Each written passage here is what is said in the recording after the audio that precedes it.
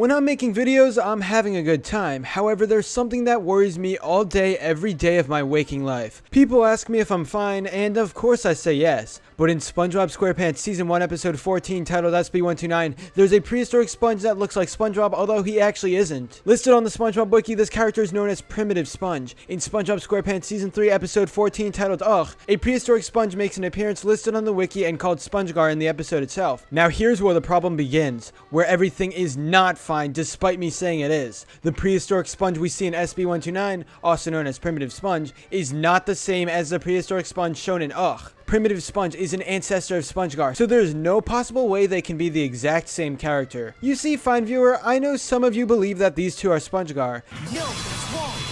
In my video talking about Primitive Sponge, some people commented, "His name is Spongegar." Well, why exactly are these two not the same? First of all, there is a clear difference in the eyebrow. As you see, Spongegar's unibrow is bigger than the weight for Rick and Morty Season 3. Now take a quick look at the teeth of Primitive Sponge. He has two of them and they end in a sharp point. Spongegar's tooth is big and more closely resembles the SpongeBob we all know and love. Case closed, these two figures are significantly different and your knowledge of SpongeBob as a show is undoubtedly changed forever. If you were under the belief that Spongegar and Primitive Sponge were the same character, I am here to say that you are very wrong and you really should catch up on your SpongeBob lore. Seriously, read the manga before you watch the anime. It is essential to get all the backstory and develop the lore and world of Bikini Bottom.